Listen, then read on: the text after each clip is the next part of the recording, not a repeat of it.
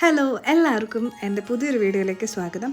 അപ്പോൾ ഈ വീഡിയോയിൽ നമ്മൾ കാണിക്കുന്നത് എന്താണെന്ന് പറഞ്ഞിട്ടുണ്ടെങ്കിൽ ഒരു പൂമാല എങ്ങനെ കെട്ടി അത് നമ്മൾ വിഷുവിന് കൃഷ്ണനെ നമ്മൾ ചാർത്തി കൊടുക്കുന്ന ഒരു വീഡിയോ ആയിരുന്നു. അപ്പോൾ ഈ പൂമാല കെട്ടാനായിട്ട് എനിക്ക് ഭയങ്കര എക്സ്പീരിയൻസ് എന്ന് പറയാനായിട്ട് അങ്ങനെയൊന്നുമില്ല. ഞാനങ്ങ് പഠിച്ചൊരു കാര്യമാണ്. എൻ്റെ ചേച്ചിയൊക്കെ ചെയ്യുമായിരുന്നു.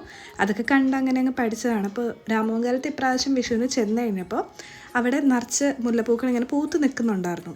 അപ്പം എനിക്ക് ഭയങ്കര ക്യൂരിയോസിറ്റിയാണ്. വീട്ടിൽ കുറച്ചാണെങ്കിലും ഞാൻ കെട്ടിയൊക്കെ നോക്കാറൊക്കെ ഉണ്ട്.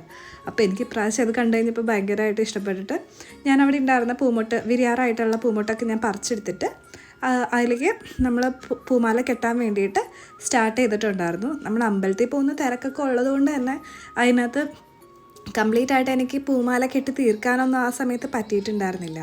അപ്പോൾ കുറേ മുല്ലപ്പൂക്കൾ ഉള്ളത് കൊണ്ടിട്ട് ഞാൻ ഇത്തിരി ഇടയിൽ വെക്കാൻ വേണ്ടിയിട്ട് ഇത്തിരി തുളസിയും കൂടി എടുത്തിട്ടുണ്ടായിരുന്നു. പക്ഷെ ഞാനത് വെച്ചില്ല കേട്ടോ. അത് ഞാനിങ്ങനെ മാല കെട്ടുമ്പോൾ മുല്ലപ്പൂ മാത്രമായിട്ടല്ല, തുളസിയും ഇടയ്ക്ക് ചെത്തിയും അതുപോലെ തന്നെ അരളിപ്പൂവൊക്കെ ഞാൻ വെച്ച് മാല ഇടയ്ക്ക് കെട്ടാറുണ്ട്. അപ്പോൾ കാണുമ്പോൾ ഒരു രസം ഉണ്ടാവും, 2-3 കളറൊക്കെ വെച്ചിട്ട് കെട്ടിക്കഴിയുമ്പോൾ. അപ്പം നോർമലി ഈ നൂലിലല്ല നമ്മൾ ശരിക്കും കെട്ടുന്നത്.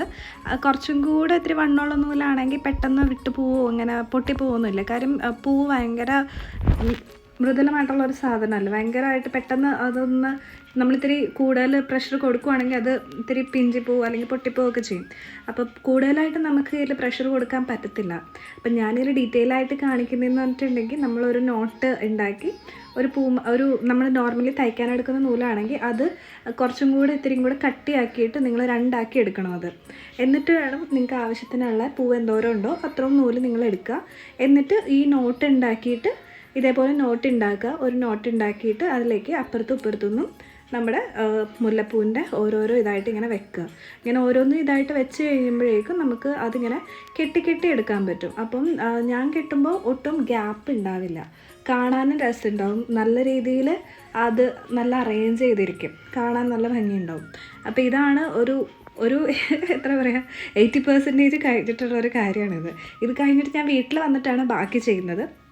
വിഷുവിൻ്റെ തലേദിവസം ആയതുകൊണ്ട് തന്നെ അമ്മ കണിയൊക്കെ ഓൾമോസ്റ്റ് ഒരുക്കി വെച്ചിട്ടുണ്ടായിരുന്നു. അപ്പം ഞാൻ കരുതി എൻ്റെ വകയായിട്ട് ഈ പൂമാല കെട്ടി കൃഷ്ണന് ചാർത്തി കൊടുക്കാമെന്ന്.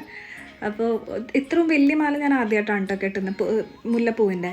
ഞാൻ അരളിയുടെയൊക്കെ ഇതിന് മുമ്പ് കെട്ടിയിട്ടൊക്കെ ഉണ്ട്. അപ്പോൾ ഈ ഒരു പൂമാല കെട്ടിക്കഴിയുമ്പോൾ ഈ ഒരു മുല്ല എനിക്ക് കാണിക്കുന്നത് കുടമുല്ല എന്ന് പറഞ്ഞിട്ട് ഭയങ്കര വലിയൊരു മുല്ലയാണ്. അത് ഓൾറെഡി അതിന് 2 ലെയേഴ്സ് ഉണ്ട്.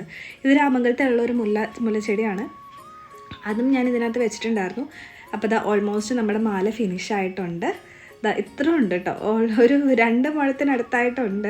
അത് പക്ഷേ 2 മുഴത്തിനേക്കാളും കൂടുതൽ പൂവുകളുണ്ട് അതിനകത്ത്. അത് നല്ല തിക്കായിട്ടാണ് ഇത് വന്നിട്ടുള്ളത്. അതുകൊണ്ട് തന്നെ കാണാൻ നല്ല രസം ഉണ്ടാകുമായിരുന്നു. അപ്പം ഞാനിത് ഇനി ഒന്ന് മാലയൊക്കെ കെട്ടിയിട്ട് കൃഷ്ണനെ ചാർത്തി കൊടുക്കുകയാണ്. ചെറിയൊരു വീഡിയോ ആണ് ഉദ്ദേശിച്ചത്. അപ്പം ഇപ്രാവശ്യം വിഷുവിന് കണ്ണിനെ കാണാനും ഭയങ്കര രസമുണ്ടായിരുന്നു. ഞാൻ കെട്ടിയ മാല ഇട്ടിട്ടാണോന്ന് അറിയത്തില്ല, എന്തായാലും എനിക്കത് ഭയങ്കര കാര്യമായിട്ട് ഇഷ്ടപ്പെട്ടിട്ടുണ്ടായിരുന്നു. ഓൾറെഡി പുള്ളിക്ക് 3 മാലയൊക്കെ ഇട്ടിട്ട് അമ്മ ചാർത്തിയൊക്കെ വെച്ചേക്കുമായിരുന്നു. പക്ഷെ ഞാൻ എൻ്റെ വകയും കൂടെ ഒരു മുല്ലപ്പൂമാല ചാർത്തിയൊക്കെ കൊടുത്തു. അപ്പോൾ ഇപ്രാവശ്യത്തെ വിഷു എന്തായാലും അടിപൊളിയായിട്ടുണ്ടായിരുന്നു. അപ്പോൾ നിങ്ങൾക്ക് എൻ്റെ വീഡിയോ ഇഷ്ടമായിട്ടുണ്ടെന്നുണ്ടെങ്കിൽ ലൈക്ക് ചെയ്യുക, ഷെയർ ചെയ്യുക, കമൻറ്റ് ചെയ്യുക. സോ ഇനിയൊരു അടിപൊളി വീഡിയോ ആയിട്ട് വരുന്നതായിരിക്കും. Bye bye, take care.